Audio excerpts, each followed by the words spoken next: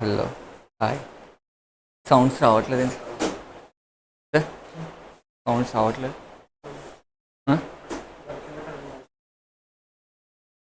Hello hello. Okay,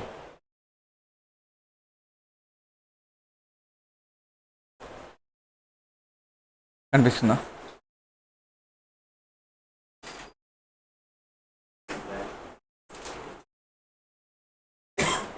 black మనీస్.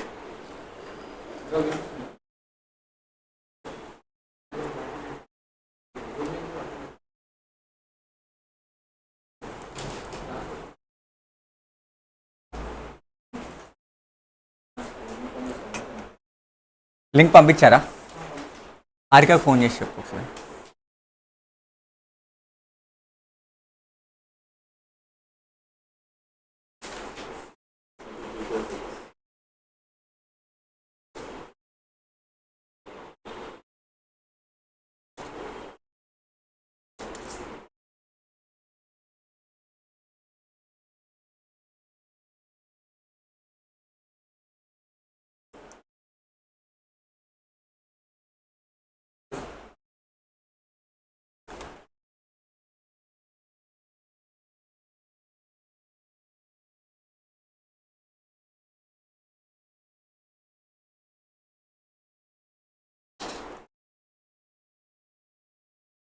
Sir, now we are going to discuss about the Black Money Act.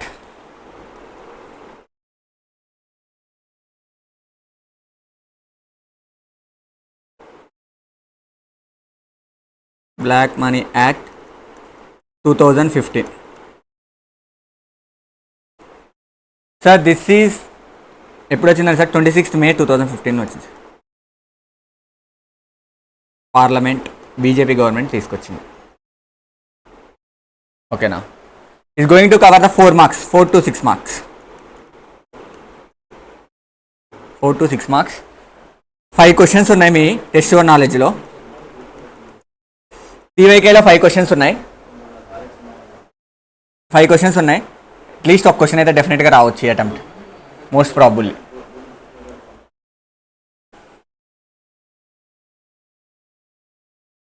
ఓకేనా? Start చేద్దామా?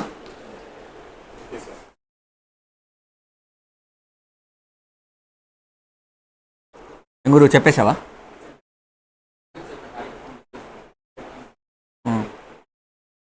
ఎవరు join అవ్వలేదు కదా, అందుకనే చూస్తుంది.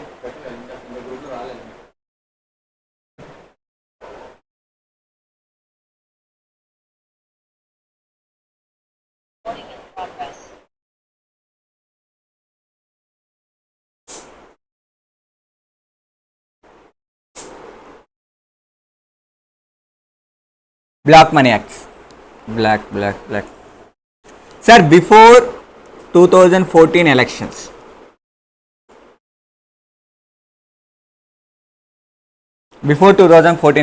in the government of Congress, everyone talks about that there is a black money in foreign banks, in Swiss banks. అందరూ ఏం చెప్పేటోళ్ళు sir 2014 election అప్పుడు కానీ బీజేపీ గవర్నమెంట్ కానీ బీజేపీ వాళ్ళు కానీ ఏం చెప్పాడంటే there is huge black money ఉంది ఫారిన్ బ్యాంక్స్లో, మనం దాన్ని ఇండియాకి తీసుకొస్తే మన ఇండియా భవిష్యత్తు మొత్తం మారిపోయింది. లైక్ శివాజీ మూవీ లాగా మొత్తం బ్లాక్ మనీని ఇండియాకి తీసుకొస్తే మనం మొత్తం మార్చేయచ్చు ఈ రూపురేఖలని చెప్పేవాళ్ళు. ఎవరెవరు చెప్పారు సార్? అవి మోడీజీ అండ్ ఇంకొకరు సార్ బాగా మాట్లాడేది రామ్దేవ్ బాబా, గుర్తున్నాడా? రామ్దేవ్ బాబా ఆయన కూడా చెప్పేటాడు అనమాట. చాలాసార్లు మాట్లాడాడు 2014 నుంచి, బిఫోర్ 2014 ఎలక్షన్స్ గురించి, బ్లాక్ మనీ గురించి చాలా వాళ్ళు మాట్లాడేవాళ్ళు. బ్లాక్ మనీ ఉండటం వల్ల ఇండియాలో చాలా బ్లాక్ మనీ అనేది ఫారిన్ బ్యాంకులలో ఉండిపోయింది, దాన్ని మనం ఇండియాకి తీసుకురాగలి, ఎలాగైనా తీసుకురావాలని రామ్దేవ్ బాబా మాట్లాడేవారు, అందరూ మాట్లాడారు. ఆఫ్టర్ 2014 తర్వాతకి వీళ్ళు ఒక యాక్ట్ తీసుకొచ్చారనమాట, బ్లాక్ మనీ యాక్ట్. తర్వాత దాని గురించి ఎవరు మాట్లాడట్లేదు. మోడీ మాట్లాడట్లేదు, రామ్దేవ్ ఇప్పుడు ఏం మాట్లాడుతున్నారంటే మా బిస్కెట్లో ప్రోటీన్స్ ఉన్నాయా లేవా అని మాట్లాడుతున్నాడు. Everyone change, time change, everyone change. Before 2014 everyone talks about the black money, either Ramdev Baba or Modi ji, both are talks the black money. After 2014 Ramdev Baba talks about the take my Patanjali biscuit, it is very natural biscuit. అది అంటే వాళ్ళకి act తీసుకొచ్చారు. ఆ act వల్ల ఏమైందంటే ఇండియాకి మొత్తం black money ఇండియాకి వచ్చిందని వాళ్ళు ఫీల్ అవుతున్నారు. ఓకే సార్, వాళ్ళు తీసుకొచ్చిన యాక్ట్ ఏందో మాట్లాడు. ఎవరు జాయిన్ అవ్వలేదు, పెట్టలేదంట గ్రూప్లో ఇంకా. అది అదే సార్ బిఫోర్ 2014 ఎలక్షన్స్ ముందు బీజేపీ వాళ్ళు కాంగ్రెస్ వాళ్ళు అనేవారు చాలా బ్లాక్ మనీ ఇండియాలో అవుట్ సైడ్ ఫారిన్ కరెన్సీలో ఉంది. సో రామ్దేవ్ బాబా కూడా అనేవారు 2014 ముందు చాలా బ్లాక్ మనీ ఉంది, దాన్ని మన ఇండియాకి తీసుకురావాలి, ఇండియాకి తీసుకొస్తే బ్లాక్ మనీ మొత్తాన్ని వైట్గా కన్వర్ట్ చేసి మన ఇండియాని డెవలప్ చేసుకోవచ్చు అని. సో వాళ్ళు తీసుకొచ్చిన యాక్ట్ ఏంటంటే sir the black money act 2015 వాళ్ళు ఇంట్రడ్యూస్ చేశారు sir. The black money act 2015 applicable to whole India sir, including Jammu and Kashmir. Applicable to whole India. The act sir applicable to whole India. Applicable to whole India sir, including Jammu and Kashmir. Including Jammu and Kashmir. Including Jammu and Kashmir. Sir, applicable from assessment year 16-17. From assessment year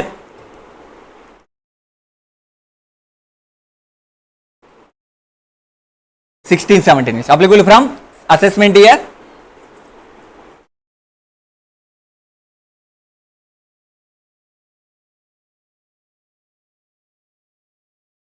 ఎవరికి sir ఇది applicable? ఇది చూద్దాం sir. చూడండి sir, applicable assessee very simple sir, is a resident.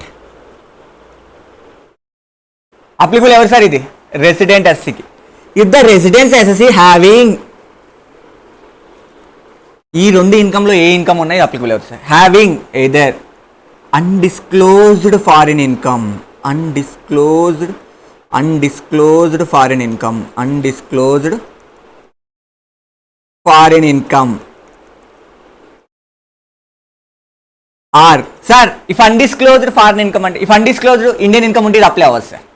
If the resident having any undisclosed foreign income or undisclosed foreign assets, undisclosed foreign asset, undisclosed. Sir, what is the meaning of undisclosed? Which income is not disclosed your return of income? ఏ income అయితే మీరు while filing of return of ఇన్కమ్లో disclose చేయలేదో, అది foreign సోర్స్లో ఉందో, అది ఇన్కమ్ని అన్డిస్క్లోజ్డ్ ఫారిన్ ఇన్కమ్ అంటే. What is the meaning of undisclosed foreign asset sir? Which income is not disclose your return of asset income. చూద్దాం సార్ డెఫినేషన్. అర్థమైంది కదా సార్? సార్ ఇది అప్లికబుల్ టు ఎవరు సార్? Applicable to the resident. You should be the resident in India. Having, you should be having either undisclosed foreign income or undisclosed foreign asset. Sir ఒక resident అసెట్కి undisclosed, I'm talking about the foreign income గురించే మాట్లాడుతున్నా sir. ఈ act అంతా applicable లేదు. ఏదైతే foreign income, ఏదైతే black money ఫారిన్లో ఉందో దాన్ని ఇండియాకి తీసుకురావడానికే ఈ యాక్ట్ కంప్లీట్గా. This act talks about that thing, undisclosed foreign income or undisclosed foreign asset. What is the meaning of undisclosed foreign income? Sir ఈ ఇన్కమ్ రిలేటెడ్ సోర్స్ ఉంటుంది కదా, income generating source in outside India sir, income generating source in outside India, that is the meaning of foreign income, foreign source. Sir మన income ఎక్కడ generate అవుతుంది? Source outside India. For example sir, I'm going to invest, X అనే person ఉన్నాడు sir, invest in foreign stock market, GDC, global deposit receipts, ఇవన్నీ foreign అనమాట, foreign stock మార్కెట్లో. అప్పుడు దానికి ఏమొస్తుంది సార్? డివిడెంట్ వస్తుంది, డాలర్స్లో వస్తుంది.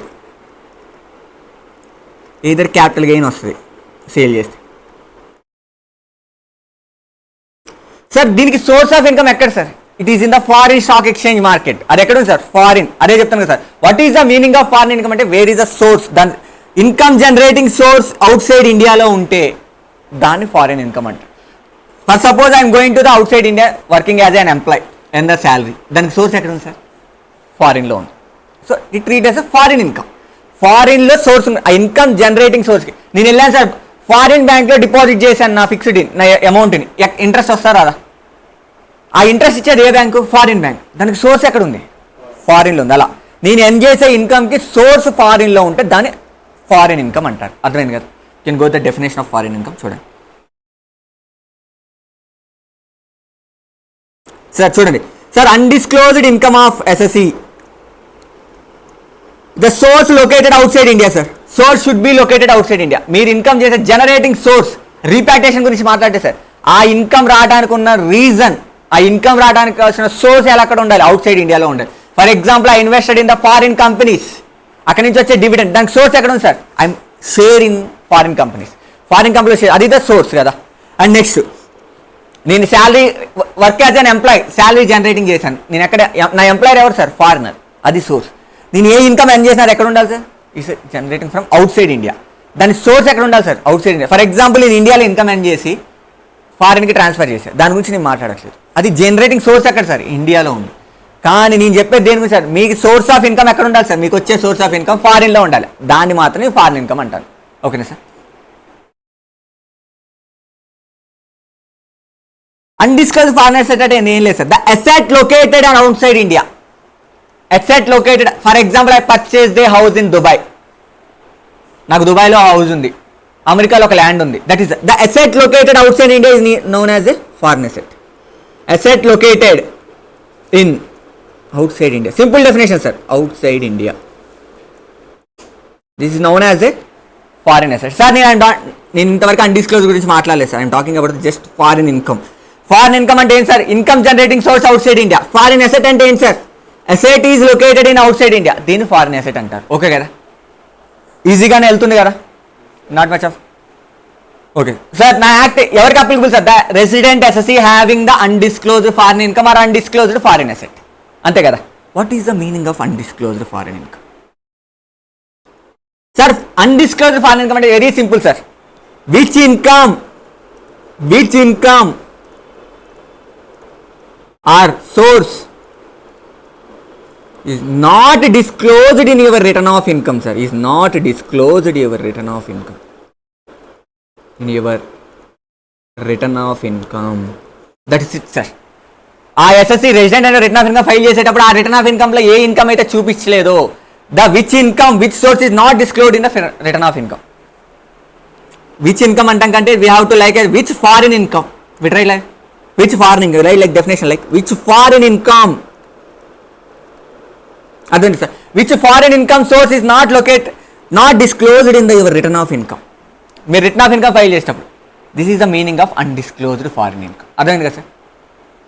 ఫారిన్ ఇన్కమ్ డెఫినేషన్ నేను చెప్పాను sir, step by step sir చూడాలి. First step sir, income generating in outside India, దాని సోర్స్ అవుట్ సైడ్, దాన్ని ఫారిన్ ఇన్కమ్ అంటారు. ఆ ఏదైతే మీరు అవుట్ సైడ్ ఇండియా సోర్స్ని జనరేట్ చేశారో ఇన్కమ్ని, ఆ ఇన్కమ్ని రిటర్న్ ఆఫ్ ఇన్కమ్లో చూపించకపోతే దాన్ని అన్డిస్క్లోజ్డ్ ఇన్కమ్ అంటారు. ఓకే కదా. If the resident is having undisclosed income, black money act is applicable. Apply అయితే ఏం చేయాలో తర్వాత మాట్లాడదు. Sir, what is the meaning of undisclosed foreign asset? What is the meaning of his undisclosed foreign asset?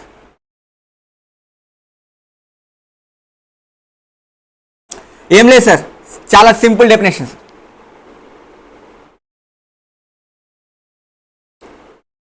Such foreign asset అంటే ఏందో నేను already చెప్పాను కదా, which asset is located in outside India is known as a foreign asset. Such foreign asset held by either SSC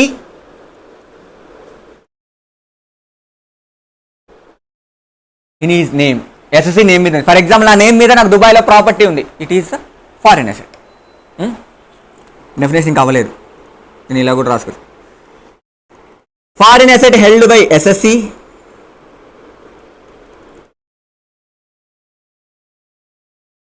in his name or, అక్కడే sir assessee తన own name కానీ చేసుకోవచ్చు, in the name of beneficiary. చూడండి sir, in which is the beneficial owner. For example money వేరే వాళ్ళు pay చేశారు, కానీ beneficial owner నేను. దానికి sir for example sir, X అనే పర్సన్ నేమ్ మీద అసెట్ కొన్నాను, కానీ పే చేసింది ఎవరు? ఏ. డబ్బులు పే చేసేది ఏ, కానీ అక్కడ ఎవరు sir? Benami. In which he is the beneficial owner.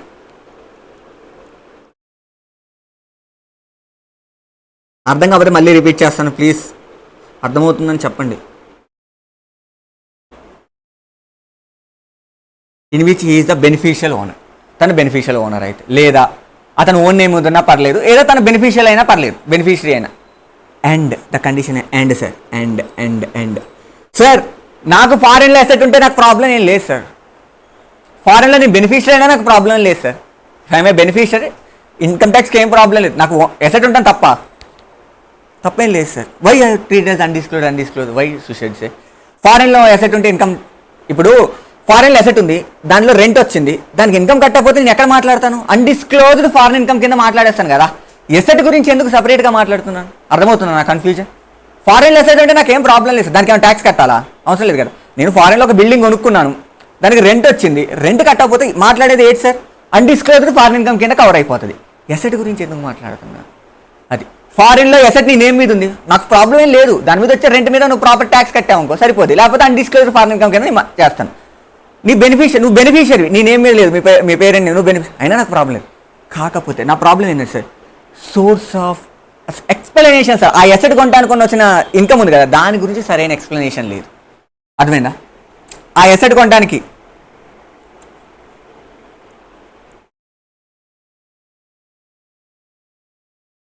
and no explanation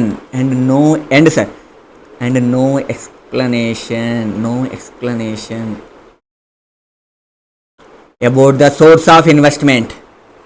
sir మా ఇన్వెస్ట్ చేసిన అమౌంట్ ఎక్కడి నుంచి తెచ్చుకున్నావు, దాని గురించి ఎలాంటి ఎక్స్ప్లెనేషన్ లేదు, సరైన ఎక్స్ప్లెనేషన్ లేదు. నువ్వు ఎసెట్ కొనుక్కో, నాకేం ప్రాబ్లం లేదు, but you don't have no explanation about the source of investment. ఈ డబ్బులు నీకు ఎక్కడి నుంచి వచ్చాయి? ఒకటి, నువ్వు లోన్కి తీసుకొచ్చుకోవాలి. రెండు, నీకు ఇన్కమ్ రావాలి. ఇన్కమ్ వచ్చినప్పుడు నువ్వు ప్రాపర్ ఎక్స్ప్లెనేషన్ ఇచ్చి ట్యాక్స్ కట్టేసి అయిపోయింది. Have no explanation about the source of investment.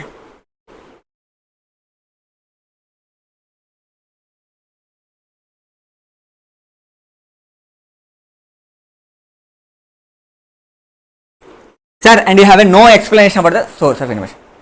అసలు ఎక్స్ప్లెనేషన్ లేదు. Or what are the explanation given by the SSC regarding the source of income is improper, insufficient. ఇచ్చిన explanation సఫిషియెంట్గా లేదు. ఐఎమ్ నాట్ ఏవో సాటిస్ఫై అవ్వలేదు sir. అర్థమైందా? First sir, we have a foreign asset in his name or beneficiary, నాకేం problem. But and condition satisfy, you don't have explanation about the source of investment. మీ source of, మీరు ఎక్కడి నుంచి తెచ్చుకున్నారో దాని గురించి ఎలాంటి ప్రాపర్ ఎక్స్ప్లెనేషన్ లేదు. ఆ సోర్స్ ఎక్కడి నుంచి వచ్చాయి డబ్బులు? బిల్డింగ్ కట్టారు, ప్రాబ్లం ఏం లేదు, నేను ఏం మీద రిజిస్టర్ చేసుకున్నా, ఎవ్రీథింగ్ ఓకే. ఈ బిల్డింగ్ కొనడానికి డబ్బులు ఎక్కడి నుంచి వచ్చాయి, దానికి నాకు ఎక్స్ప్లెనేషన్ ఇవ్వు. సో అక్కడ I don't have any explanation about the source of income. Or explanation ఉంది బట్ అది ఇంప్రాపర్గా ఉంది. చూడండి, the explanation given by the him in the opinion of the above is unsatisfactory. Explanation given by SSC in the opinion of AO, in opinion of AO is unsatisfactory. ఓకేనా sir? Is unsatisfied. ఓకేనా, fine, అర్థమవుతుంది sir. Sir if satisfied, ఈ two condition satisfy అయితే దాన్ని undisclosed foreign asset అంటాం. Undisclosed foreign asset అంటాం. అర్థమైందంటే ముందుకెళ్తాను. చూడండి సార్, నాకు అసెట్ ఉంది కానీ దాని రిలేటెడ్ ఎక్స్ప్లెనేషన్ లేదు, ఎక్కడి నుంచి తెచ్చి ఇన్వెస్ట్ చేశాను. ఎక్స్ప్లెనేషన్ ఇచ్చా కానీ దానికి ఏవో satisfied. If the resident having, అర్థమైంది కదా సార్? బ్లాక్ మనీ యాక్ట్ ఎవరికి అప్లై అవుతుంది సార్? రెసిడెంట్కి అప్లై అవుతుంది. అతనికి ఏదో ఒకటి ఉండాలి sir, either undisclosed foreign income ఉండాలి. చూడాలి సార్, రెసిడెంట్ ప్లస్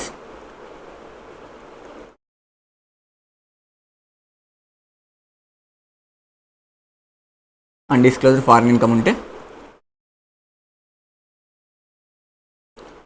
ఈ బ్లాక్ మనీ యాక్ట్ అప్లై అవుతుంది. ఓకే, ఆ రెసిడెంట్ ప్లస్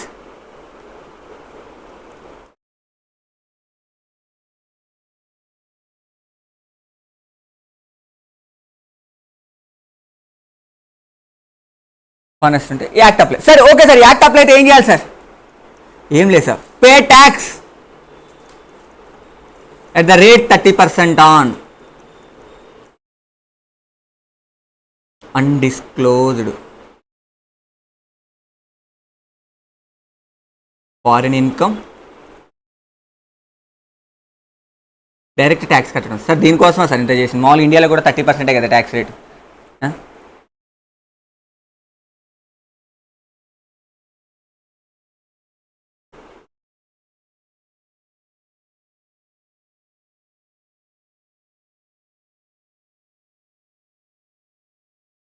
ఓకేనా, ఎవ్రీథింగ్ డన్ డన్. ఓకేనా, ఫైన్, ఎవ్రీథింగ్. సార్ ఓన్లీ 30% కాదు sir, 30% tax plus three times of tax rate is the penalty. ఏం లేదు sir, 30% tax sir undisclosed income మీద into 3 times అంటే 90% of on undisclosed income మీద penalty sir. మొత్తం ఎంత sir కట్టేసాల్సింది? 120% sir. So I find any undisclosed foreign income, undisclosed foreign asset, మీరు 120% కట్టాలి. 30% as a tax, 90% as a penalty. For example sir, I find that నాకు దుబాయ్లో ఒక house ఉంది, అది అన్డిస్క్లోజ్డ్, 10 lakhs అనుకోండి దాని వాల్యూ. 10 lakhs ఇంటూ 120% ఎంత సార్? 12 lakhs మీరు గవర్నమెంట్కి పే చేయాలి. ఉన్నదానికంటే ఉన్న అమౌంట్ ప్లస్ ఇంకో 20% యాడ్ చేసి మీరు గవర్నమెంట్కి పే చేయాలి. దట్ ఈస్ ఓకే కదా సార్? రెసిడెంట్ ఎప్పుడు రెసిడెంట్ సార్ ఇతను?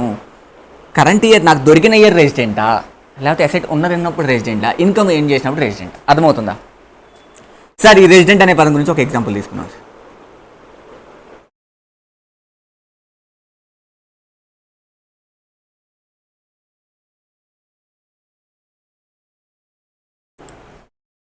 చూద్దాం సార్. ఓకే, ఎప్పుడు రెసిడెంట్ సార్? ఈ ఎగ్జాంపుల్ ఏంటంటే నేను 17-18లో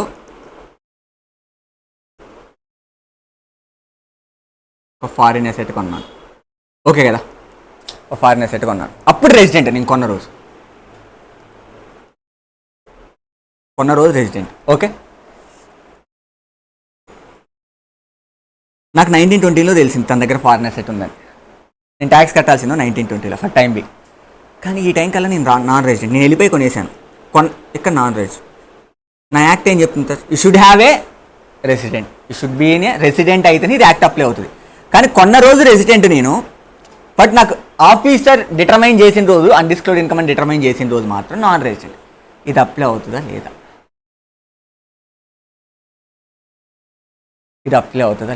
చూద్దాం sir. Who is the SSC? ఇక్కడ సెకండ్ పాయింట్ సార్, ఎవరికి అప్లై అవుతుంది చూద్దాం సార్. ఎవరికి అప్లై అవుతుంది అంటే the SSC is the current year రెసిడెంట్కి అప్లై అవుతుంది సార్. ఫస్ట్ ఇది ఇన్కమ్ ట్యాక్స్ కరెంట్ ఇయర్ ఎవరైతే రెసిడెంట్ వాళ్ళకి అప్లై అవుతుంది. వాళ్ళకి కూడా ప్లస్ ఏదైనా undisclosed income or undisclosed foreign asset ఉంటే అప్లై అవుతుంది ఎస్ఎస్సి, ఓకే కదా సార్? కరెంట్ ఇయర్లో రెసిడెంట్ అయితే అప్లై అవుతుంది. లేదు సార్, కరెంట్ ఇయర్లో is a non resident sir. Current ఇయర్లో non resident, but income earn చేసినప్పుడు కానీ, ఎర్న్ చేసిన ఇయర్లో ఆర్ అసెట్ పర్చేజ్ చేసిన ఇయర్లో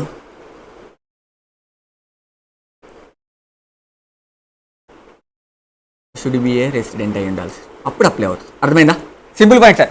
కరెంట్ ఇయర్లో నాన్ రెసిడెంట్ అయినా పర్లేదు, but at the time of income earning or at the time of asset purchase he should be a non resident అయి ఉండాలి, ఓకే సార్? అలాగ అప్లై అవుతుంది సార్. కరెంట్ ఇయర్ రెసిడెంట్కి యాస్టీస్గా అప్లై అవుతుంది సార్. కరెంట్ ఇయర్ ఎవరైతే రెసిడెంట్ ఉన్నారో తన దగ్గర అన్డిస్క్లోజ్డ్ ఫారిన్ ఇన్కమ్ అసెట్ ఉంటే అప్లై అవుతుంది. లేదు సార్, నాన్ రెసిడెంట్, కరెంట్ ఇయర్లో నాన్ రెసిడెంట్, అందుకే మాట్లాడారు సివై. కరెంట్ ఇయర్లో నాన్ రెసిడెంట్ కానీ at the time of income earning or at the time of asset purchase ఏ income sir? Undisclosed foreign income earning. ఏ asset sir? Undisclosed foreign asset. At the time of purchase, at the time of investing in the undisclosed foreign అసెట్లో మాత్రం should be the resident, అప్పుడు అతనికి కూడా apply అవుతుంది sir. లేదు sir, current ఇయర్లో resident but not ordinary resident, అది కూడా అప్పుడు కూడా same sir. At the time of income earned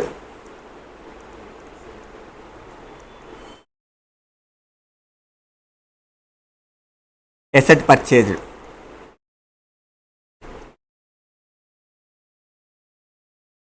it should be the resident and ordinary resident అయి ఉండాలి, ఓకే కదా? ఫైన్, ఓకేనా? డన్. ఎస్ఎస్సి ఎవరెవరికి అప్లై అయితే అర్థమైంది కదా సార్? 30% ట్యాక్స్ రేట్ అర్థమైందా సార్? ఎప్పుడు ట్యాక్స్ కట్టాలి? That is the point. ఎప్పుడు ట్యాక్స్ కట్టాలి అంటే ఎలా, ఏ ప్రీవియస్ ఇయర్కి ఎప్పుడు ట్యాక్స్ కట్టాలి?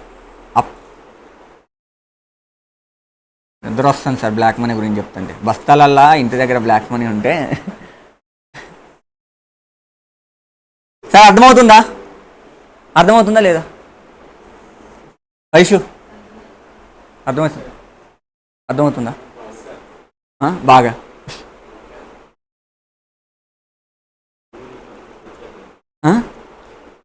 అప్లికేషన్ చూడండి sir. For undisclosed foreign income.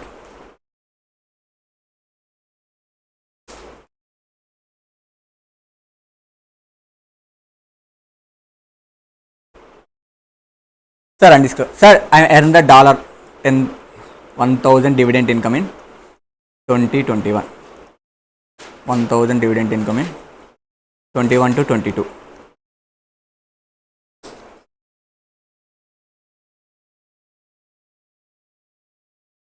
$1,000 income in 22 23. ఇలా సార్ అన్డిస్క్లోజ్డ్ ఫారిన్ ఇన్కమ్కి ఏ ఇయర్లో ఏం చేస్తే ఆ ఇయర్లోనే ఆ రేట్ ఎక్స్చేంజ్ తీసుకొని ట్యాక్స్ కట్టాలి సార్. అన్డిస్క్లోజ్ ఫారిన్ ఇన్కమ్ ఓకే కదా. అన్డిస్క్లోజ్ ఫారిన్ ఇన్కమ్ చూడండి, ఏ ఇయర్లో ఏం చేస్తే ఆ రేటు ఆ రోజున్న కన్వర్షన్ రేట్ తీసుకొని ఆ ఇయర్ రేట్ తీసుకొని ట్యాక్స్ కట్టేసేయాలి. ఏ ఇయర్లో ఏం చేస్తే ఆ ఇయర్ అర్థమైంది కదా. 21 ఏం చేస్తే 21 to 20 చేస్తే 23 ఓకే ఫైన్ కదా. అన్డిస్క్లోజ్ ఫారిన్ ఇన్కమ్ ఏ ఇయర్లో ఏం చేస్తే ఆ ఇయర్ రేట్లు తీసుకొని కన్వర్షన్ రేట్ తీసుకోవడానికి మాత్రమే ఈ క్వశ్చన్. ఎప్పుడు 30% ఫ్లాట్ ట్యాక్స్ రేట్. ఇక్కడ ఏముంది, ఏ ఇయర్లో ఏం చేస్తే ఫ్లాట్ 30 90%, 120% కామన్ కట్టాల్సిందే. కాకపోతే అన్డిస్క్లోజ్ ఫారిన్ ఇన్కమ్ ఏ ఇయర్లో ఎన్ని చేశాడో ఆ ఇయర్ కన్వర్జేషన్ రేట్ తీసుకొని ట్యాక్స్ కట్టేసి ఓకే అర్థమైంది కదా. అన్డిస్క్లోజ్ 21 ఆ ఇయర్ ఆ డేట్ కన్వర్జేషన్ డేట్ తీసుకొని ట్యాక్స్ కట్టేసి. Undisclosed foreign assets, this is a very important sir. మీ క్వశ్చన్స్ అన్నీ దీని మీదే ఉంటాయి. Undisclosed foreign asset, undisclosed foreign asset మాట్లాడదామా sir? I have a house in Dubai.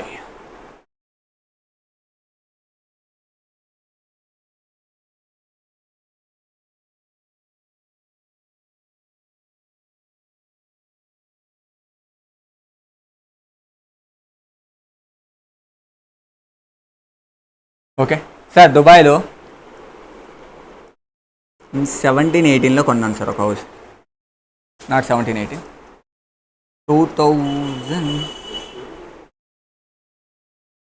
2001 financial year మధ్యలో కొన్నాను ఓకే కదా.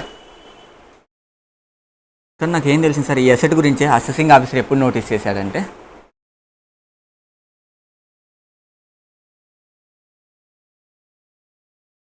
21-22లో నోటీస్ చేశారు ఓకే. 21-22లో నోటీస్ చేశారు సార్. అన్డిస్క్లోజ్డ్ ఫారిన్ అసెట్కి మాత్రమే వెన్ యూ నోటీస్, మీరు ఎప్పుడు నోటీస్ చేశాడో ఆ ప్రీవియస్ ఇయర్లో ఆ ప్రీవియస్ రేట్స్ ప్రకారం ట్యాక్స్ కట్టాలి.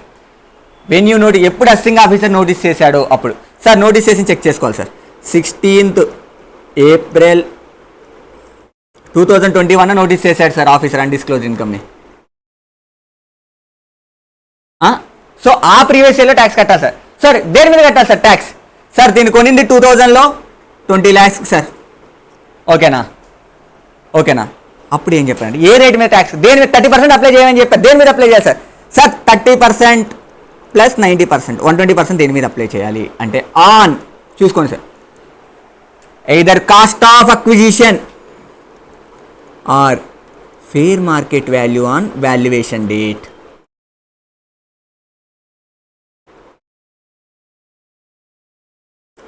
విచ్ ఎవర్ ఈజ్ హయ్యర్ ఓకేనా సార్. సార్ ఎప్పుడు చేయాలి సార్ ట్యాక్స్ ఎప్పుడు కట్టాలి sir? 120% on cost of acquisition or fair market value on the valuation date. ఆ ఫేర్ మార్కెట్ అర్థమైందా సార్? ఫేర్ మార్కెట్ వాల్యూ ఎలాగను, వాల్యుయేషన్ డేట్ అంటే ఏంటి? Second question, what is the date of valuation? What is the valuation date? Sir valuation date meaning ఏం లేదు sir. 1st April of respect to previous year sir. Sir respect to previous year అంటే కొన్న previous year 1st April, లేకపోతే notice చేసిన previous year అంటే మనం ఏ ఇయర్లో tax కడతానో ఆ రెస్పెక్ట్ టు ప్రీవియస్ ఇయర్స్. మనం కట్టేది ఎప్పుడు సార్ ట్యాక్స్? 16/4/2021 మనం తీసుకున్నాం అంటే ట్యాక్స్ ఎప్పుడు కడతాం సార్? 21-22. దీని 1st April సార్. ఈ రోజున వాల్యుయేషన్ డేట్స్ అర్థమవుతుందా సార్? వాల్యుయేషన్ డేట్ ఎప్పుడు sir? 1st April of respect to previous year. What is the respect to previous year? In our example sir 1/4/2021 is your valuation date. 1/4/2021 is your valuation date. ఈ రోజున fair market value తీసుకోవాలి, ఆ అసెట్కి cost of acquisition తీసుకోవాలి, whichever is higher తీసుకోవాలి, as is దాని మీద 120% apply చేసి. That's it for the black money. దీనికి కొన్ని అడిషనల్ పాయింట్స్, కొన్ని డిస్కషన్స్. ఓకే, చూద్దాం.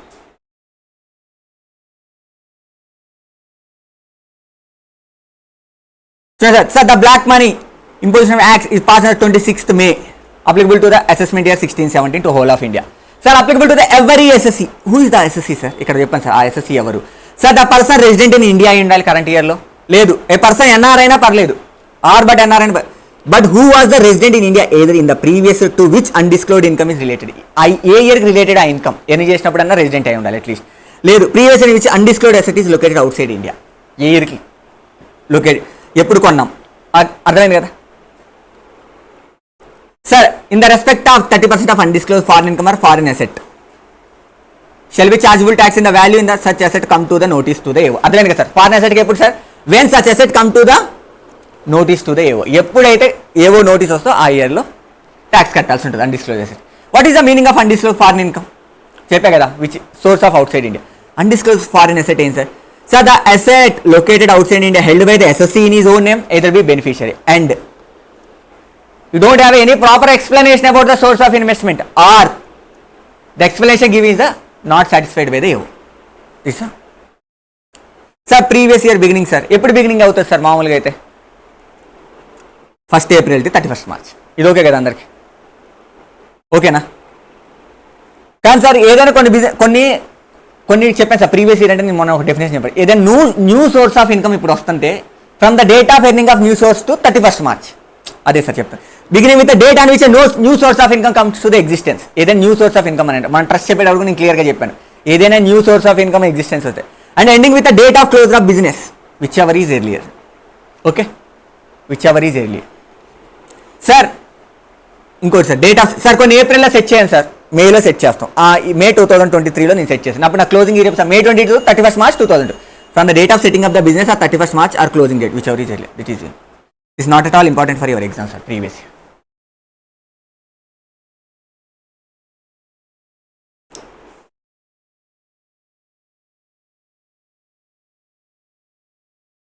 మాట్లాడదాం సార్ నెక్స్ట్ పాయింట్ గురించి. సార్ ఫేర్ మార్కెట్ వాల్యూ అన్న అన్డిస్క్లోజ్డ్ అసెట్ గురించే ఉంటుంది సార్ క్వశ్చన్స్ మొత్తం మనకి. సో అన్డిస్క్లోజ్డ్ అసెట్స్ అంటే దాని ఫేర్ మార్కెట్ వాల్యూ కనుక్కోవాలి, ఏ అసెట్కి ఎలా కనుక్కోవాలి. ఓకేనా సార్? దాని దగ్గర నాకు ఒక చిన్న చిట్ కోడ్ ఉంది, ఆ చిట్ కోడ్ని ఫాలో అయ్యి. ఇది ఆల్రెడీ మనం ఎగ్జిట్ ట్యాక్స్ కనుక్కునేటప్పుడు అక్రియేటెడ్ ఇన్కమ్ తీసుకున్నప్పుడు కొన్ని వాల్యుయేషన్స్ చేసాం కదా, దానిలాగే చేయాలి. సార్ నేను అసెట్ని ఇలా బైఫర్కేట్ చేసుకున్నాను సార్. ఎలా అంటే సార్ ఈ చిట్ కోడ్ రాసుకోండి. ఈ అసెట్ని ఇలా ఫేర్ మార్కెట్ వాల్యూ తీసుకోవాలి. ఫేర్ మార్కెట్ వాల్యూ అంటే వాల్యుయేషన్ డేట్. ఆ వాల్యుయేషన్ డేట్ ఏదో మీకు తెలుసు కదా, 1st April of the respect to previous year. మీకు ఎప్పుడైతే నోటీస్కి వస్తో అప్పుడు చూడండి సార్. సార్ ఇది తీసుకొచ్చింది ఎవరు సార్? ఏ యాక్ట్? బీజేపీ. సో ఫస్ట్ ఏ బీజేపీ అసెట్స్, ఏ బీజేపీ అసెట్స్ చూడాలి sir. A BJP assets. A stand for sir artistic work, B stand for bullion, J stand for jewelry, P stand for precious stones. Sir రాసుకోవాలి ఈ అసెట్కి ఏ value తీసుకోవాలి, ఎలా తీసుకోవాలి ఈ అసెట్కి.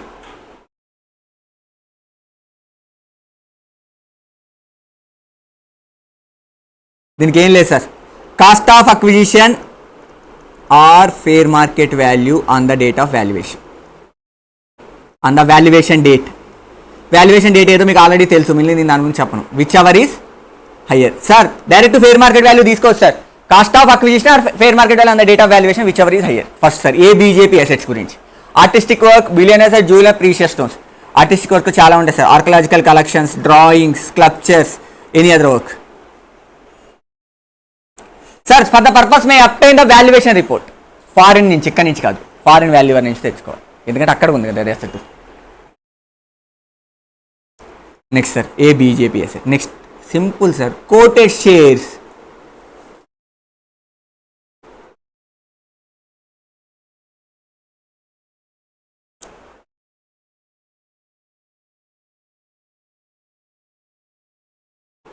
Coated shares, quoted shares ఎలా sir? Simple sir, cost of acquisition మీకు తెలిసే ఉంటుంది, or highest value plus lowest value by 2. Highest value, lowest value by 2 on the date of valuation.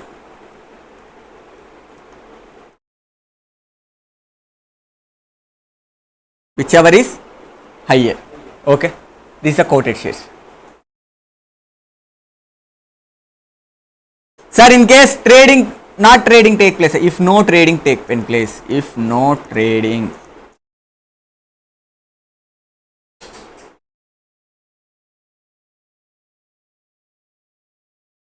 Immediate preceding day ఎప్పుడైతే trading జరిగింది, for example sir 1st ఏప్రిల్లో మనం valuation చేయాలి, ఆ రోజు ట్రేడింగ్ జరగలేదు, 28th జనవరి జరిగింది, అది తీసుకో. ఇఫ్ నో ట్రేడింగ్ అనుకో sir, immediate preceding day on the date of trading, immediate preceding day.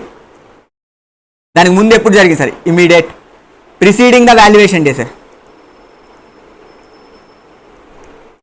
ఎప్పుడు ట్రేడింగ్ జరిగితే, లాస్ట్ ట్రేడింగ్ డేట్ ఎప్పుడు జరిగితే అప్పుడు హైయెస్ట్ లోయెస్ట్ బై 2. ఓకే కదా? If no trading happen, is a quoted sir.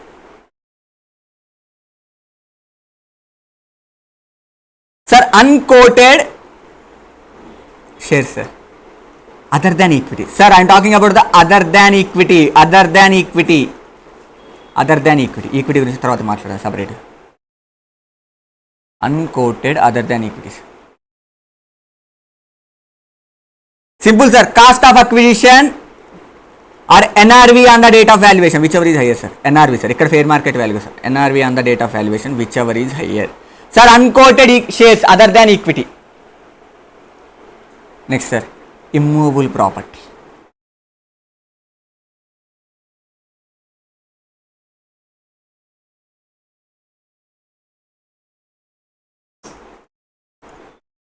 Immovable properties, NRV on the date. Cost of acquisition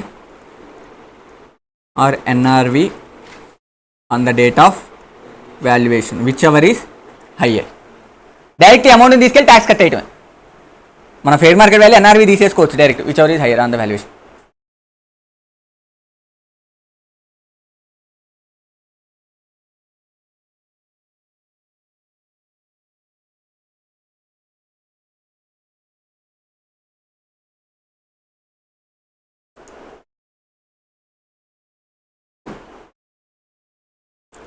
sir ఇంకా కొన్ని assets ఉన్నాయి.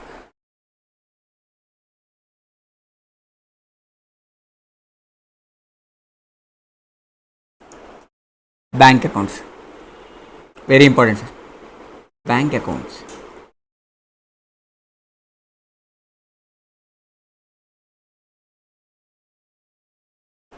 చూడండి sir. Bank account sir, bank account అంటే ఏ bank account sir? The bank account which in your foreign state, the bank account which in your foreign country. SBI, bank of Baroda, Kotak bank in India, అవి గురించి కదా మాట్లాడేది. The bank account which is located in your foreign state. Swiss bank, నీకు ఎంతనే వస్తుంది Swiss బ్యాంక్లో?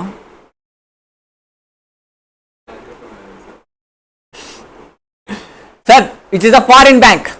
ఓకేనా? ఏం లేదు సార్, చాలా simple. From deposit amount from the date of, ఎప్పటి నుంచి సార్? డిపాజిట్ అమౌంట్ మాత్రమే చెక్ చేయాలి sir. Ignore the withdraws. Deposit amount from the date of opening of current account to till the date of disclosure.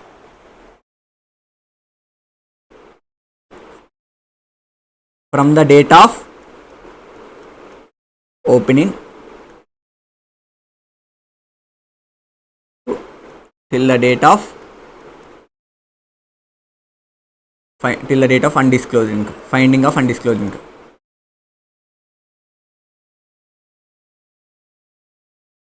Sir only deposited sir. Like for example 1st April నుంచి start చేశా, deposit చేసా ఒకటి $1,000. ఇది చూడండి sir ఈ ఎగ్జాంపుల్లో.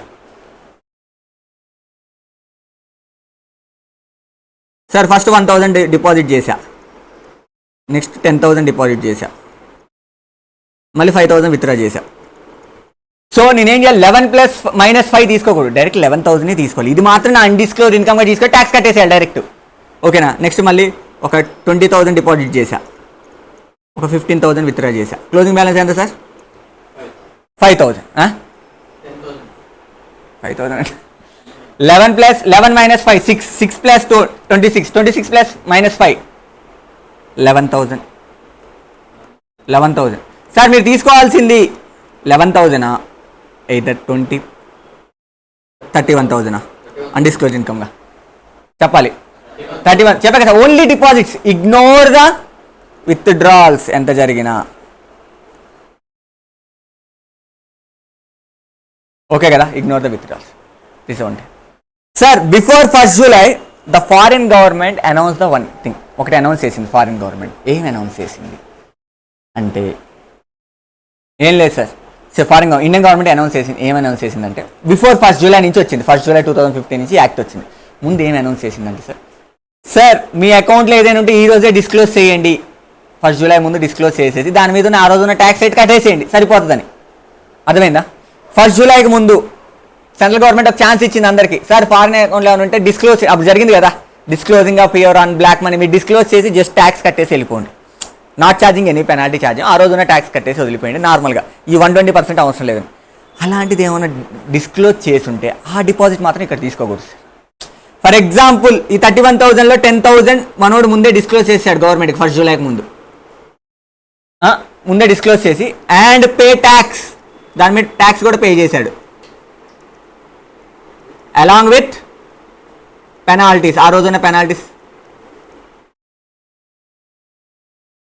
Such deposit is not consider sir before 1st Julyకి ముందు అంతా deposit disclose చేశాడు అనుకోండి సార్ అప్పుడు ఎక్కడి నుంచి చేసుకోవాలి deposit from the 1st July నుంచి deposit consider for example sir ఈ 31,000 మొత్తం బిఫోర్ జూలైకి ఉన్నాయి మొత్తం డిపాజిట్ డిస్క్లోజ్ చేశాడు అప్పుడు డిపాజిట్ ఎక్కడి నుంచి కన్సిడర్ చేయాలంటే 1st July 2015 నుంచి కన్సిడర్ చేయాలి ఓకేనా అర్థమైందా sir if the 1st July 2015 if any deposits is there you should be have to disclose this and pay tax on such deposits and along with penalties so such deposits should not be considered for this purpose దాని మీద ఎలాంటి tax కట్టాల్సిన అవసరం లేదు okay కదా చూద్దాం sir bank account ఏముందో sir bank the sum of all deposit made since the date of opening the account అర్థమైంది కదా మీ బుక్లో ఉన్నాయా సార్ ఇవన్నీ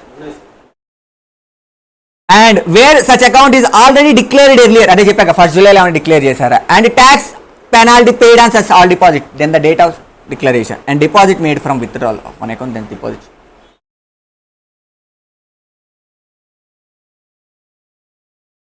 సార్ వీళ్ళకి 2 అకౌంట్లు ఉన్నాయి సార్ ఈ అకౌంట్లో ఇట్లా డిపాజిట్ చేశారు ఈ 5,000 అనేది ఇక్కడ విత్డ్రా చేశారు ఇంకొక బి అనే అకౌంట్ ఉంది సార్ అక్కడికి వెళ్ళి 5,000 డిపాజిట్ చేశారు దీన్ని డిపాజిట్గా కన్సిడర్ చేయకూడదు sir if any amount withdraw from one account deposit to another account ఆ అనదర్ అకౌంట్లో డిపాజిట్గా కన్సిడర్ చేయకూడదు అర్థమైంది ఎందుకంటే ఆల్రెడీ మనం ఇక్కడ కన్సిడర్ చేసాం అర్థమైందా ఇప్పుడు ఈ 31,000లో ఆల్రెడీ 5,000 కన్సిడర్ అయ్యింది దాని నుంచి మళ్ళీ 5,000 విత్డ్రా చేసి మళ్ళీ వేరే అకౌంట్లో డిపాజిట్ చేయడం ఆ వేరే అకౌంట్లో దీన్ని డిపాజిట్గా కన్సిడర్ చేయకూడదు న్యూ జనరేటింగ్ ఇన్కమ్ మాత్రమే కన్సిడర్ చేయాలి న్యూ జనరేటింగ్ సోర్స్ మాత్రమే కన్సిడర్ చేయాలి అంతే కదా న్యూ జనరేటింగ్ సోర్స్ మాత్రమే కన్సిడర్ చేయాలి మనం సార్ ఎక్కువ ఫారిన్ అసెట్స్ ఎందుకు వస్తాయంటే మనం ఏదైనా ఇన్కమ్ ఎర్న్ చేస్తాం అది అన్డిస్క్లోజ్ ఫారిన్ ఇన్కమ్ దాన్ని తీసుకెళ్ళి బ్యాంక్లో డిపాజిట్ చేస్తాం అదేమైంది undisclosed foreign asset so most of the questions are undisclosed అర్థమైంది కదా నేను శాలరీ ఏం చేస్తాను అది అన్డిస్క్లోజ్ ఫారిన్ ఇన్కమ్ దాని గురించి చెప్పలేదు దాన్ని తీసుకెళ్ళి ఏం చేస్తాను బ్యాంక్లో డిపాజిట్ చేసేసా ఇక్కడ దీని గురించి మాట్లాడి ఇంకా డైరెక్ట్ అన్డిస్క్లోజ్ ఫారిన్ అసెట్ మీద మాట్లాడుతారు ఎప్పుడు కనుక్కుంటే అప్పుడు అదే వాడికి బెనిఫిట్ కదా అందుకని most of the cases undisclosed foreign అసెటే అయితే ఇప్పుడు ఆ డబ్బులు ఎక్కడో ఒకళ్ళు దాచిపెట్టాలి కదా సార్ ఇప్పుడు ఎన్ చేసింది ఇప్పుడు మనమే ఫారిన్లో ఉండట్లేదు కదా ఎక్కడో ఒకటి దాచిపెట్టాలి కదా దాచిపెట్టాలి దాన్ని బ్యాంక్లో డిపాజిట్ చేస్తాడు అది కానీ ఒక అకౌంట్లో నుంచి విత్డ్రా చేసి ఇంకొక అకౌంట్లో డిపాజిట్ చేస్తున్నప్పుడు చేయకు ఏదైనా కొత్త సోర్స్ ఆఫ్ ఇన్కమ్ వచ్చి డిపాజిట్ చేసినప్పుడే నీ పాయింట్ ఇక్కడ డిపాజిట్ అయింది మళ్ళీ ఏ అనే అకౌంట్ నుంచి విత్డ్రా చేసి బీలో డిపాజిట్ చేస్తాను ఏలో ఆల్రెడీ దాన్ని ఇన్కమ్గా కన్సిడర్ చేశాను నేను అన్డిస్క్లోజ్ ఫారిన్ ఇన్కమ్ మళ్ళీ బీలో ఎందుకు కన్సిడర్ చేయాలి ఓకే కదా sir any deposit withdraw from the account then such deposit shall not be consider okay 7th points value of interest in the firm or LL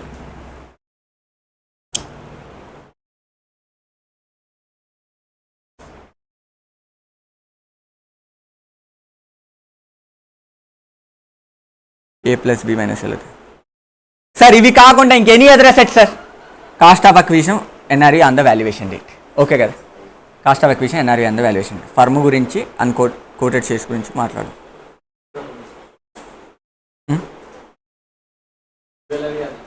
అది మాట్లాడాం కదా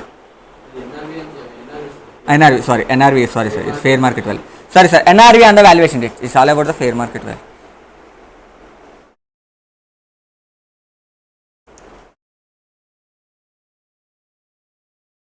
sorry NRV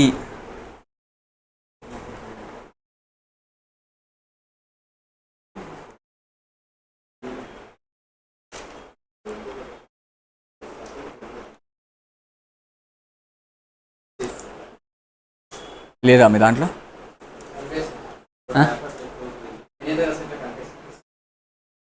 any other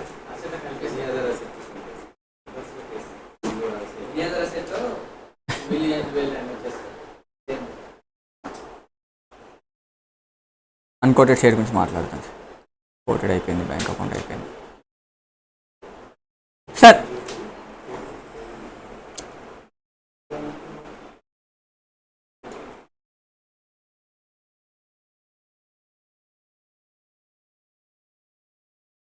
unquoted share గురించి చూడండి sir. Unquoted equity share sir. Unquoted shares అంటే ఏంటి sir? NRV on the date other than equity shares చెప్పాం కదా. అన్కోటెడ్లో other than equity shares NRV on the date of valuation or cost whichever is higher. Unquoted equity shares అయితే ఎలా sir? Cost of acquisition or A plus B minus L by PE by PV. Sir A అంటే sir assets, B అన్నా కానీ assets, some other assets, L అంటే liabilities. Sir ఇక్కడ ఏం లేదు sir, దీన్ని తీసుకెళ్ళి ఒక 5,000 ఒక కంపెనీలో షేర్స్ ఇన్వెస్ట్ చేశాను, బి లిమిటెడ్లో, బి ఫారిన్ కంపెనీలో ఇన్వెస్ట్ చేశాను, ఓకే కదా. దాని వాల్యూ అంటే సార్ 10,000 సార్. 10,000 షేర్లో నేను 5,000 ఇన్వెస్ట్ చేశాను.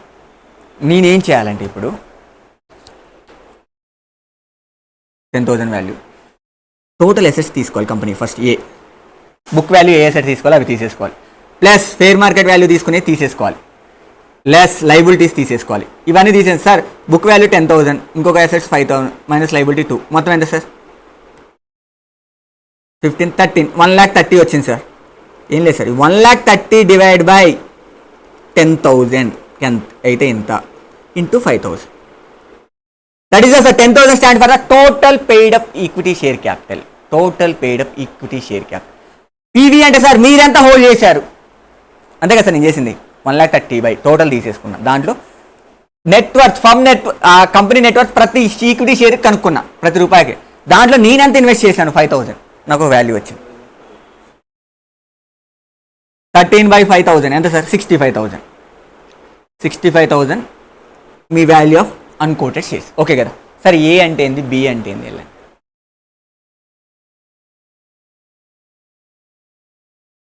Sir. A stand for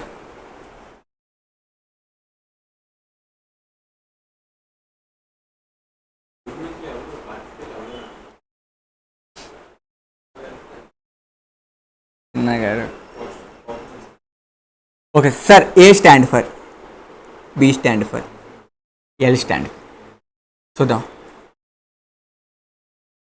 sir. A stand for all sir. All assets, book value of all assets. మీ బ్యాలెన్స్ షీట్లో ఉన్న ప్రతి book value of all assets తీసుకోండి సార్. అన్ని సార్ మీ బ్యాలెన్స్ షీట్ టోటల్ తీసేసుకోండి sir. Direct simple process sir. Balance sheet total తీసుకొని దాంట్లోంచి less TDS, advance tax, okay, TDS, advance tax in excess of refund, TCS, less చేసేసేయండి, okay కదా, అర్థమైంది కదా. Less ABJP assets sir. ABJP assets ఆర్టిస్టిక్సా, I mean ఆర్కలాజికలా?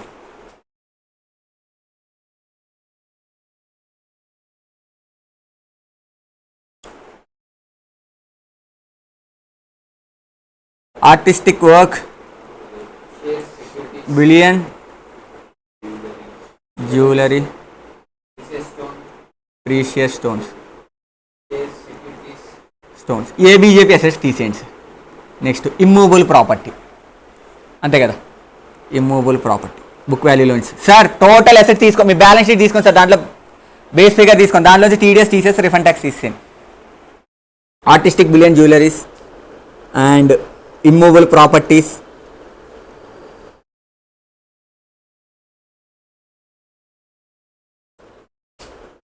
And shares and securities.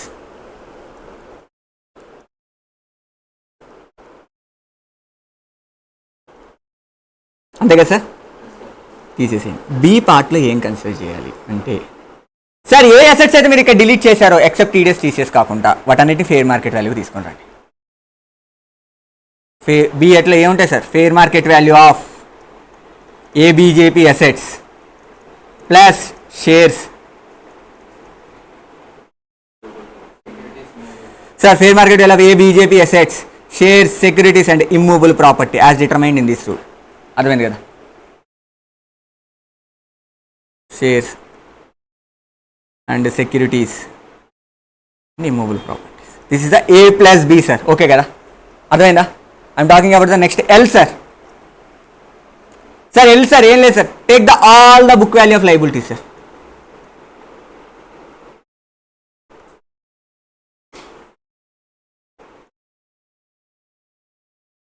దాంట్లోంచి total balance sheet amount తీసేసుకోండి దాంట్లోంచి. Okay,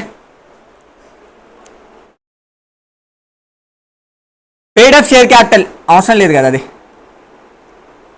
less చేయండి. దాని నుంచి రిజర్వ్స్ అండ్ సర్ప్లస్ అవసరం లేదు కదా, లెస్ చేసేయండి. ఇవన్నీ కన్సిడర్ చేయొద్దని చెప్తున్నా. డైరెక్ట్ మీరు ఇవి తీసేసి తీసుకున్నా నాకేం ప్రాబ్లం లేదు. చూడండి సార్, సార్ లెస్ చేయాల్సింది paid up share capital in respect of equity shares. ఓకేనా? Amount set off dividend shares or preference shares. Sir ఏమేమి కన్సిడర్ చేయదు చూడండి sir. Paid up share capital ఈ లెస్ చేయండి sir. Next reserves sir, provision for tax అవసరం లేదు sir. Provision for unascertained liabilities అవసరం లేదు sir. Contingent liabilities other than, ఇక్కడ చూడాలి సార్, ఇది important. Contingent liability other than arrears of dividend. If any contingent liability put for the arrears of dividend you have to consider as a liability. In respect of cumulative preferentials it is a liability. చూడండి sir, అన్ని arrears of dividend sir, all contingent liability should be reduced from the your book value of liability except other than areas of dividends in respect of cumulative preference shares. In respect of cumulative preference shares, areas of dividends in respect of cumulative preference shares treated as a liability for this purpose.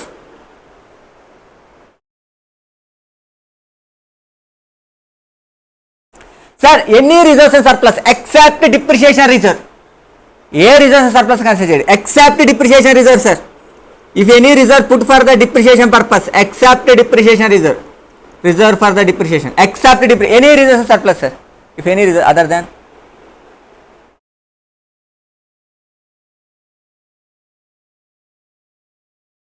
equity shares sir, any amount set up for the dividend for the either by equity or preference. Sir, book value of all the liabilities but not include the following items: equity share capital, dividend. Next reserves surplus other than reserve for the depreciation. Next provision for taxation, provision for uncertain liabilities and contingent liability.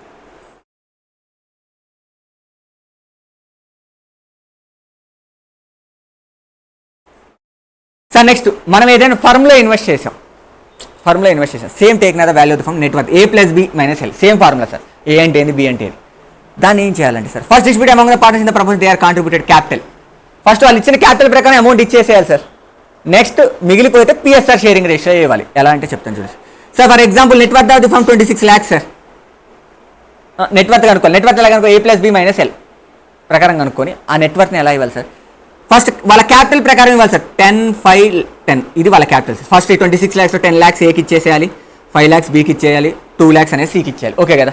మొత్తం ఎంత sir ఈ total 17. కానీ net worth ఎంత sir 26 minus 17. ఈ 9 lakhsని ఎలా distribute చేయాలి, ఇది question. ఈ 9 lakhsని ఎలా డిస్ట్రిబ్యూట్ చేయాలంటే పిఎస్ఆర్ ప్రాఫిట్ షేరింగ్ రేషియోలో డిస్ట్రిబ్యూట్ చేయాలి. ఇక్కడ ఏం సార్ వాళ్ళ PSR they treated as equal అనుకోండి. ఈక్వల్ అంటే 3 + 3 + 3, 10 + 3, 10 + 3, 5 + 3 అంటే 13, 8 and 5. ఓకే కదా?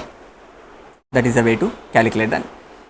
Now value of the interest of the firm ఇది తీసుకోవాలి సార్. ఏదైనా ఫర్మ్లో మీరు ఇన్వెస్ట్ చేస్తే దీని మీద ట్యాక్స్ కట్టేస్తే సరిపోతుంది. అర్థమైంది కదా sir? First determine the step number net worth కనుక్కోవాలి. ఆ net worth as per their capital ratios. Profit sharing అది ఫస్ట్ క్యాపిటల్ ఎంత ఉందో అంత ఇచ్చేసేయాలి, ఎవరెంత ఇచ్చారు. దాని తర్వాత PSR.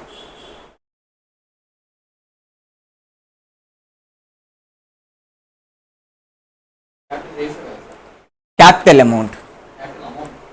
Amount balance PSR. Okay,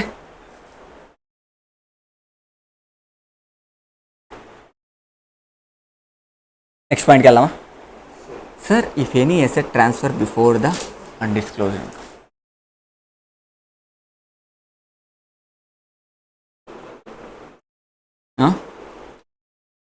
ఏంటి డౌటా?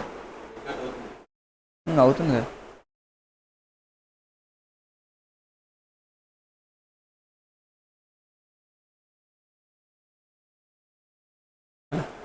అవుతుంది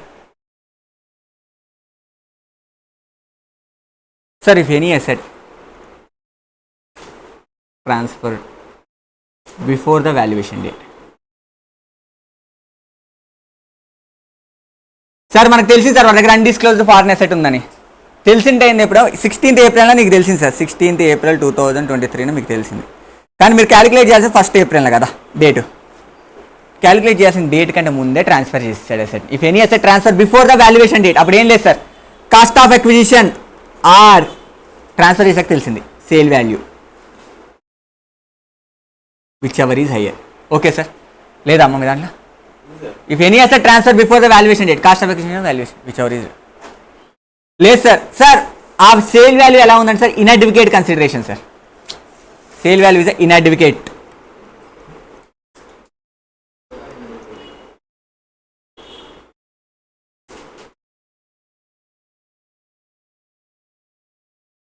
చూద్దాం సార్, ఇన్అడ్వకేట్ కన్సిడరేషన్.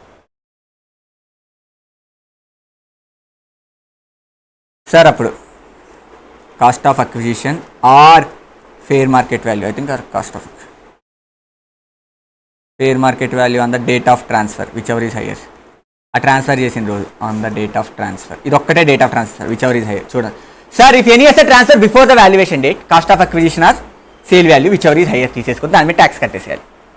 కానీ ఇది inadequate, if the asset transfer inadequate consideration, insufficient consideration, అప్పుడు cost of acquisition or fair market value on the date of transfer whichever is higher తీసుకుని tax కట్టేసి. ఓకేనా?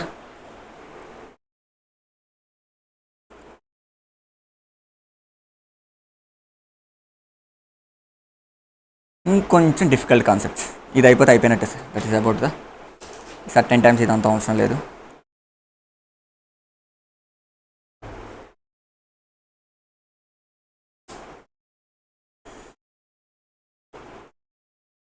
Very simple concepts. రూల్ 3 ఏం చెప్తుందంటే 1/4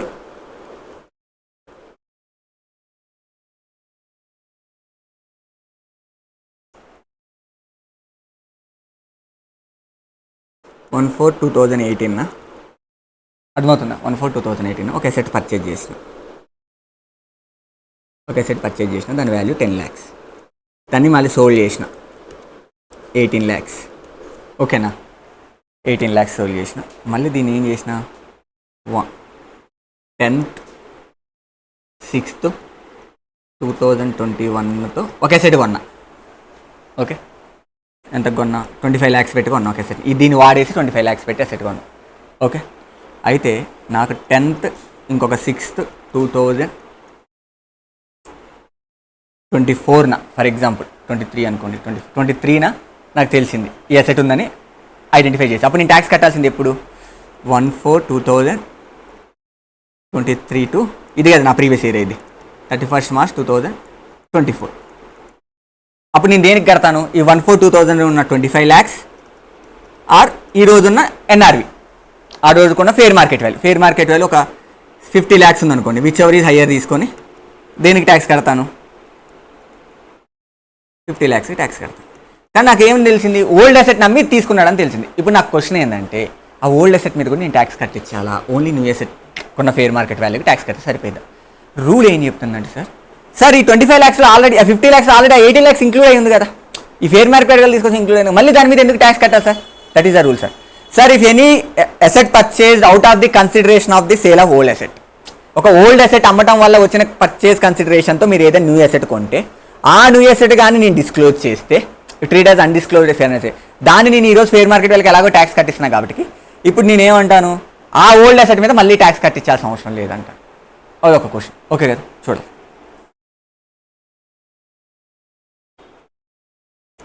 such old asset shall not be considered. మళ్ళీ ఆ old asset మీద నేను ఏమైనా ట్యాక్స్ కట్టించాల్సిన అవసరం లేదు. అర్థమైంది కదా? Okay sir. బ్యాంక్లో ఇలా డిపాజిట్ చేసుకుంటే వెళ్తాను సార్. ఒక అటెంప్ట్ 10 lakhs, ఇంకోసారి 25 lakhs, ఇంకోసారి 30 lakhs, మొత్తం ఇలా డిపాజిట్ చేశాను. 3 డిపాజిట్ 25, 30, 55, 65 lakhs నేను డిపాజిట్ చేశాను. ఓకే కదా? 65 lakhs నేను డిపాజిట్ చేశాను, ఫైన్ కదా 65 lakhs. తర్వాతకి ఏం చేశానంటే ఇందులో ఒక 25 lakhs తీసుకెళ్ళి ఒక ఫారిన్ అసెట్ కొన్నా, దుబాయ్లో ఒక హౌస్ కొన్నా. ఓకేనా, ఎంత పెట్టి 25 lakhs పెట్టుకున్నా. ఓకే, 25 lakhs పెట్టుకుంటే దాన్ని నాకు తెలిసిన రోజు దాని ఫెయిర్ మార్కెట్ వాల్యూ నేను తీసుకున్నప్పుడు ఒక 35 lakhs ఉంది ఎసెట్ వాల్యూ. ఎసెట్ వాల్యూ ఎంత ఉంది సార్? 35 lakhs. ఇప్పుడు నేను దేని మీద ట్యాక్స్ కట్టాలి సార్? 25 lakhs మీద, 35 lakhs మీద.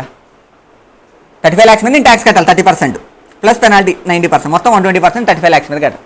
సార్ ఇలా ఏదైనా బ్యాంక్ డిపాజిట్ చేసి మీరు విత్డ్రా చేసి ఏదైనా ఎసెట్ కొన్నారనుకోండి, ఎసెట్ని కన్సిడర్ చేసి ట్యాక్స్ కట్టించు. కానీ ఏదైతే 25 lakhs ఉందో మళ్ళీ ఇక్కడ ఏం చేస్తారు? బ్యాంకును కూడా కనుక్కుంటా కదా, బ్యాంకును కూడా పెట్టుకుంటాను లేదా? అర్థం కావట్లేదా? ఈ 65 ఇప్పుడు 25 lakhs పెట్టి కొత్త అసెట్ కొన్నాను, దాని ఫెయిర్ మార్కెట్ వాల్యూ తీసుకొచ్చి ట్యాక్స్ కట్టిస్తాను. ఈ 65 lakhs అనే బ్యాంక్ నాకు అన్డిస్క్లోజ్ ఫారెన్ అసెటే కదా. ఇప్పుడు నేను ఏమంటా విత్డ్రాస్ ఇగ్నోర్ చేయమంటున్నాను. ఇప్పుడు 25 lakhs విత్డ్రా నేను ఇగ్నోర్ చేయమంటున్నాను. సో నేను ఏమంటే ఇప్పుడు 65 lakhs మీద కూడా మళ్ళీ ట్యాక్స్ కట్టాలా అనేది నాకు క్వశ్చన్. అర్థమైంది కదా సార్? ఒక 25 lakhs మొత్తం 65 lakhs డిపాజిట్ చేశాను, అందులో 25 lakhs తీసుకొని న్యూ అసెట్ కొన్నాను. సో తర్వాతకి నేను ఏవో నోటీస్ చేశాడు, అప్పుడు ఏం చేసా? ఫెయిర్ మార్కెట్ వాల్యూ అంతా first day of the previous year తీసుకొని ట్యాక్స్ కట్టిస్తా. సో దీని ట్యాక్స్ కట్టిస్తా, ఇది క్లియర్ కదా మీకు? సో బ్యాంక్ అకౌంట్ ఓపెన్ చేసినప్పుడు ఏం చేయాలంటే taken all the deposit, ignore the withdraws. ఇప్పుడు ఈ 25 lakhs ఇగ్నోర్ చేసేస్తా కదా నేను విత్డ్రా చేసింది యాజ్ పర్ రూల్. కానీ ఇలా ఏదైనా ఒక బ్యాంక్ని డిపాజిట్ చేసిన కొత్త అసెట్ కొని ఆ అసెట్ని కూడా నువ్వు అన్డిస్క్లోజ్డ్ ఫారెన్ అసెట్గా ట్రీట్ చేసి దాని మీద నువ్వు ఇలా ట్యాక్స్ కడతంటే ఆ 65 lakhs నుంచి ఎంత అయితే పెట్టి అసెట్ కొన్నావో ఆ అమౌంట్ని ఇందులోంచి రిడ్యూస్ చేయి. 25 lakhs 40 lakhsకి మాత్రమే ట్యాక్స్ కట్. అర్థమైందా సార్? ఓకే కదా, చూడండి sir. whether new asset is acquired out of consideration received on the transfer of old asset or withdraw from the bank account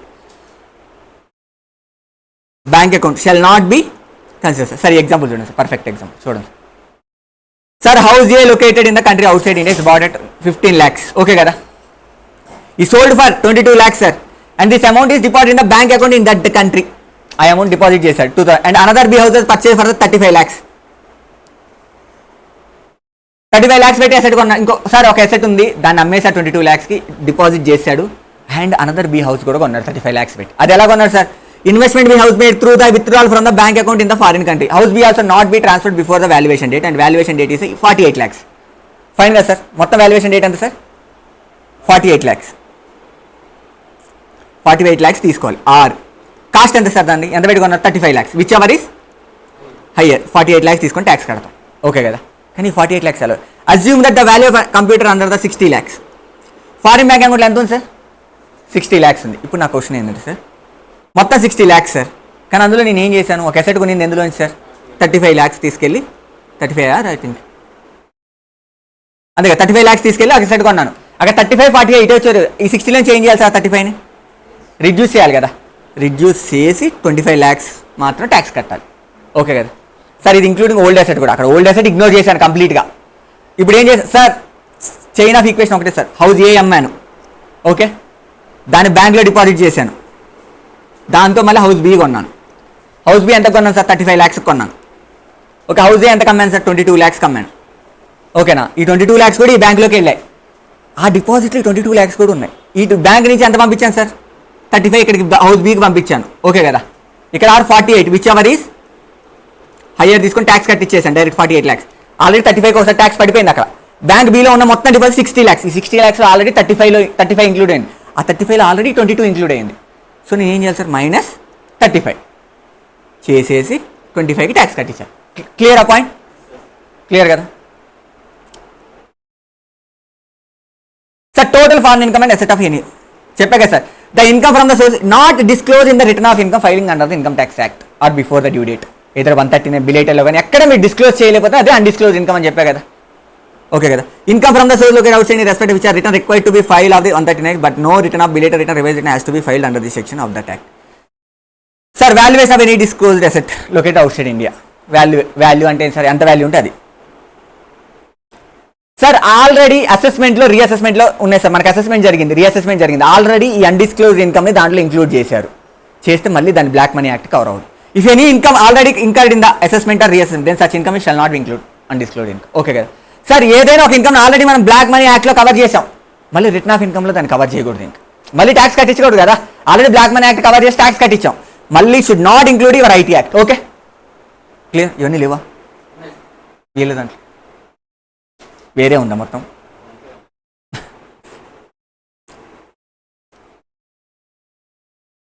sir ఇంకొక చిన్న ఎగ్జాంపుల్. సార్ నేను ఒక 10 lakhs asset కొన్నాను sir. Okay sir, అర్థమవుతుంది కదా? I'm going to upload this video in YouTube. మీకు అర్థమైతేనే upload చేస్తాను. ఈజీగానే ఉందా బ్లాక్ మనీ యాక్ట్? సార్ నేను 10th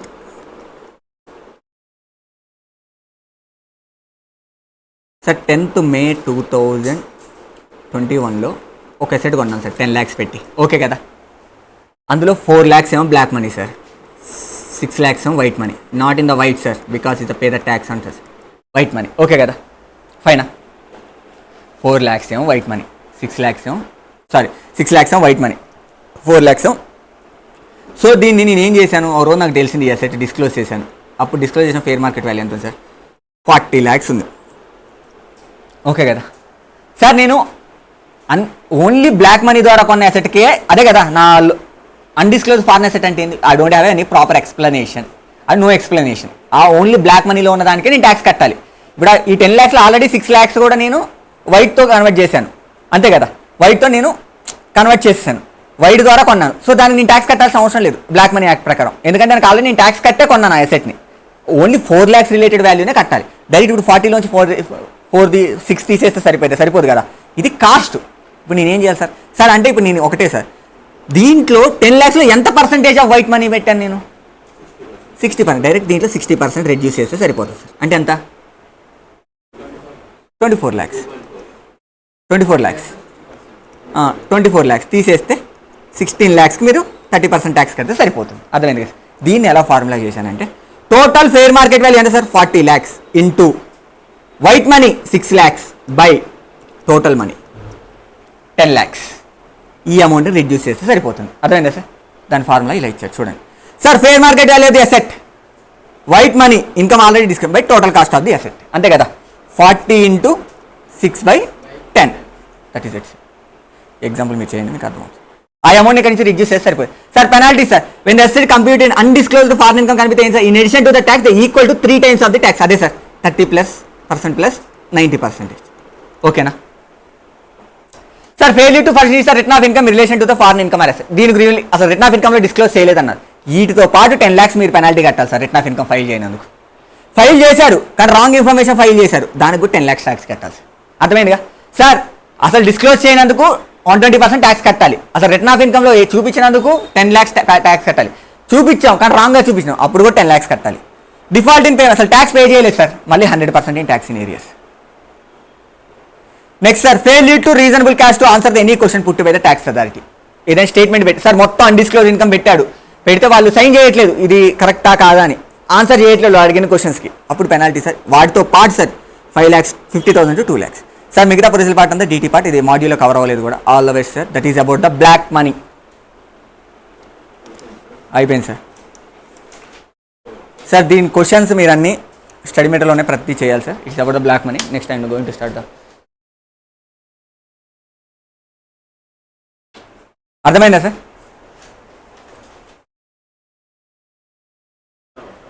లేదు సార్.